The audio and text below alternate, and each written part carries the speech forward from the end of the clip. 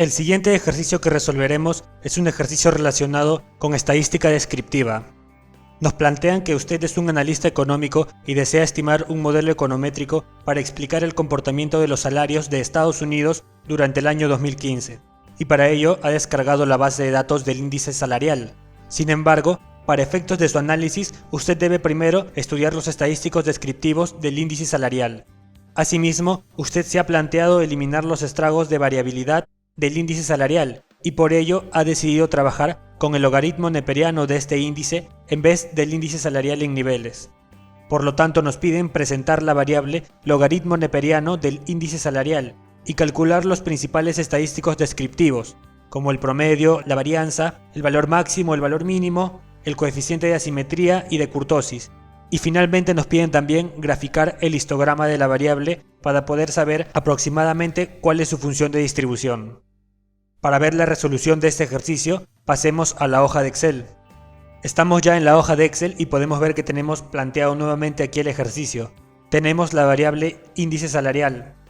Lo primero que haremos es calcular el logaritmo neperiano de esta variable, que es en realidad la variable con la que deseamos trabajar, y para ello vamos a utilizar la función ln, que utilizamos o que estudiamos en nuestra sesión número 2 de herramientas matemáticas. El argumento será el número que deseamos transformar y cerramos paréntesis. Luego, situándonos en la primera celda, donde aparece el cuadradito de la parte inferior derecha, hacemos doble clic para utilizar el autocompletado. Y así tenemos ya nuestra variable logaritmo neperiano del índice salarial.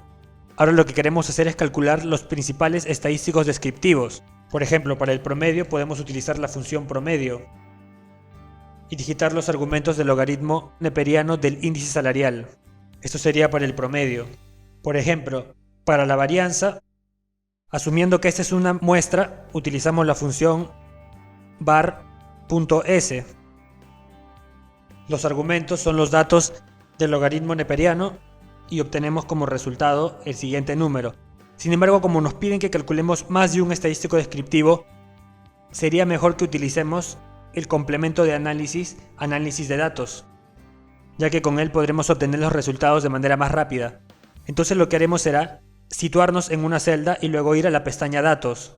Luego en la pestaña Datos situarnos en la caja de análisis y hacer clic en el botón de Análisis de datos. Luego en las funciones de análisis elegir Estadísticas descriptivas y presionar Aceptar. Luego ya podemos insertar los datos. En el rango de entrada tenemos que digitar los valores de nuestra variable logaritmo neperiano del índice salarial. Por lo tanto, elegimos los valores. Luego le decimos que está agrupado por columnas porque en sí nuestros valores están en una sola columna. No tenemos rótulos, hemos seleccionado de frente los valores. Luego en rango de salida le especificamos la celda a partir de la cual queremos que se presenten los resultados. En este caso, la celda G25. Si le damos clic en resumen de estadísticas para que nos devuelva el resumen, el nivel de confianza lo vamos a mantener en el 95% y vamos a pedirle el segundo caésimo mayor y el segundo caésimo menor. Presionamos clic en aceptar y obtenemos las principales estadísticas. Como podemos ver, nos ha calculado la media, el error típico, la mediana, la moda, la desviación estándar, la varianza de la muestra, la kurtosis, la asimetría, el rango, el mínimo, el máximo, la suma, ha contabilizado cuántos valores hay y también nos ha calculado el segundo caésimo mayor y el segundo caésimo menor. Con este rango incluso podemos construir la tabla de frecuencias para luego calcular o graficar el histograma de la variable. Sin embargo, para hacerlo de manera más rápida utilizaremos el gráfico de histograma. Para ello nos situamos en la pestaña Insertar y en la caja de gráficos seleccionamos el botón de histograma. Y el botón que presionaremos será el primero, histograma, porque el segundo es el histograma de Pareto. Pero antes de esto tenemos que seleccionar los datos. Una vez que hemos seleccionado los datos, ahora sí nos dirigimos a la pestaña Insertar y hacemos clic en el botón de histograma. Luego de hacerle clic obtenemos el resultado del gráfico del histograma y como podemos ver, nuestra variable logaritmo neperiano del salario sigue aproximadamente una distribución normal. Y esto ya nos permite realizar con mayor facilidad la inferencia estadística debido a que, por ejemplo, grafiquemos la variable salario, grafiquemos su histograma. Vamos a llevar el histograma arriba para poder compararlo con el del logaritmo. Como podemos ver, la variable logaritmo del índice salarial tiene una distribución más aproximada a la normal, en tanto que el histograma de la variable índice salarial presenta una distribución sesgada hacia la izquierda. Y esto lo podemos corroborar viendo los valores de la kurtosis y de la asimetría. Tenemos aquí el gráfico que utilizamos cuando estudiamos la función coeficiente de asimetría. Como podemos ver, cuando el coeficiente de asimetría es cercano a 0, nos indica una distribución normal. En el caso de la variable logaritmo neperiano del índice salarial, podemos ver que el coeficiente de asimetría es cercano a 0, pero un poco negativo, pero está muy cerca a 0.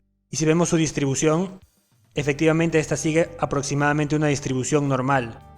El número no es exactamente 0, pero es muy cercano a 0.